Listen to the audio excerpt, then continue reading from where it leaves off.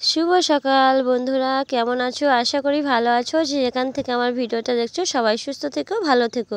বড়দের আশীর্বাদ ও ছোটদের ভালোবাসা নিয়ে আজকে ভিডিওটা শুরু করলাম। দেখো আমাদের এখানে আমাদের অনেক জায়গাতে মেশিনটা উঠে গেছে, সবাই দেখেছো কম বেশি যারা গ্রামের দিকে থাকো। আর আমাদের এই যে জমিতে, ঘরের পিছনে জমিতে এই প্রথম আসলো, তো তাই দেখছি। আমি কোনোদিন দেখিনি, মানে যেহেতু দূরে কোথাও যাওয়া হয় না। আর দেখো মেশিনটা ওই বড় গাড়িটায় করে এসেছে, অনেকটা দূর, কিন্তু জুম করে দেখাতে হচ্ছে। আর বাদায় যেহেতু হালকা হালকা জল কাদা আছে, ওই দেখো আওয়াজ হচ্ছে। আর ছাগলগুলো কেমন দৌড়াদৌড়ি করছে, একটা গো গো মানে একটা আওয়াজ হয়, সেই আওয়াজের জন্য গরু ছাগল ওরকম দৌড়াদৌড়ি করলো। তো দেখো ধান কাটা স্টার্ট হয়ে গেছে, আর এটা ঘরের ভিতর দিয়ে ভিডিও শ্যুট করছি, ওই জন্য করে একটু এরকম হচ্ছে। তোমরা জানো আমাদের ঘরের পিছনে প্রচুর ধান চাষ হয়েছিল, যারা আমার রেগুলার ভিউজ তারাই জানো। তো দেখো এই যে ধান কাটা হচ্ছে, ওই দেখো ধান কাটা চলছে এখন। ওই দেখো পুরোপুরি কী সুন্দরভাবে ধানটা পুরো আলাদা হয়ে যাবে, আর খড় ওই সাইড দিয়ে বার হয়ে যাচ্ছে। মানে সত্যি মানে কতটা মানে বৈজ্ঞানিক উন্নত হয়েছে বলো। এই ধানটা কাটতে অন্তত একবার কাটবে, তারপরে বাঁধা হবে, তারপর তোলা হবে, তারপরে ধান ঝেড়ে তারপরে ধান পাওয়া যাবে। কিন্তু মেশিন এমন একটা জিনিস, দেখো মানে এইটা কাটতে পুরো আধা ঘন্টা সময় লেগেছে। আধা ঘন্টার মধ্যে পুরো ধান কাটা হয়ে গেছে, পরিষ্কার হয়ে গেছে, মানে ধান পুরো বার হয়ে গেছে মেশিন থেকে। আর সত্যি মানে এইভাবে কত মানুষেরও কাজও মরে যাচ্ছে এই সময়। দেখো এইটা কাটতে গেলে এখন 2-3টে মানুষ জন লাগতো, যেটা মানে এখন মেশিনেই করে দিচ্ছে। দেখো তারপরে আবার কাটার পরে ফের 2-3 দিন ধানটা রেস্ট দিয়ে আবার হচ্ছে কি বাঁধা হতো, তারপর তুলে তারপরে ঝাড়তে হতো। তো যেহেতু 4-5টা লোক লেগে যেত ধানটা পুরোপুরি বাড়িতে মানে কমপ্লিট করে তুলতে। তো আর মেশিন দেখো এই যে আধা ঘন্টার মধ্যে পুরো ধান কমপ্লিট করে দিল। এই কি ওই যে তোমরা লোক দিয়ে কাটলে যে খড়গুলো হয়, সেটা খড়টা হয় না, এটা পুরো একদম পল হয়ে যায়, যেহেতু কোনো বাধার সিস্টেম নেই। দেখো আর কেমনভাবে ধানগুলো সব নিচ্ছে আগা থেকে, এই দেখো।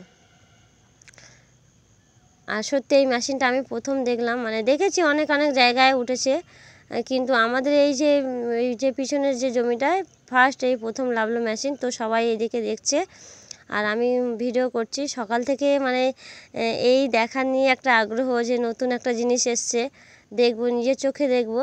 তো তার জন্যে হচ্ছে কি কোনো কাজও হয়নি। আর দেখো সব চারিদিকে ধান পেকে গেছে, আর সব ধান আস্তে আস্তে সব কাটা হয়ে গেছে, উঠেও গেছে।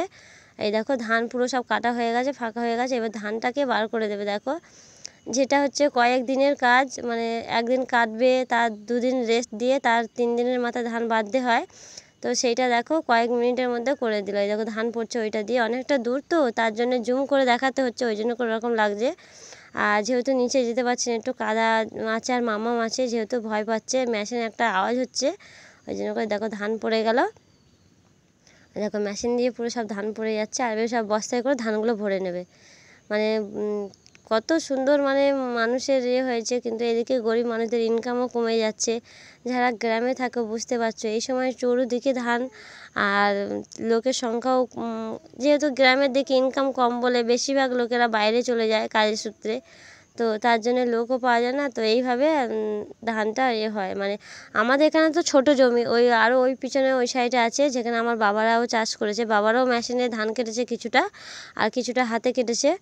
তো গরুর খড় নেওয়ার জন্যে, আর এই তো পল হয়ে যায়, খড়টা হতে পারে না, তো তার জন্যে। তো ওই দেখো ওইদিকে চারিদিকে সব মেশিন লাগবে, কিন্তু আমাদের এই জমিটায় মানে আমাদের বাড়ির পাশটায় একদম এটা প্রথম লাগলো। তারপর দেখো কাজ সারতে অনেক দেরি হয়ে গেছে। আর হচ্ছে মামামও খেয়ে স্কুলে যাবে, যেহেতু আর বৃহস্পতিবার থেকে পরীক্ষা, তো স্কুলে এখন যাওয়াটা খুব দরকার। তো তার জন্য ভাড়াটা ডালটা বসিয়ে দিলাম। আর এই দেখো ধানটা ওই মেশিনে ধান কাটার পরে এইভাবে, যেহেতু কাঁচা ধান কাটা হয়, তারপরে এইভাবে রোদ্দুর খাইয়ে নেয়।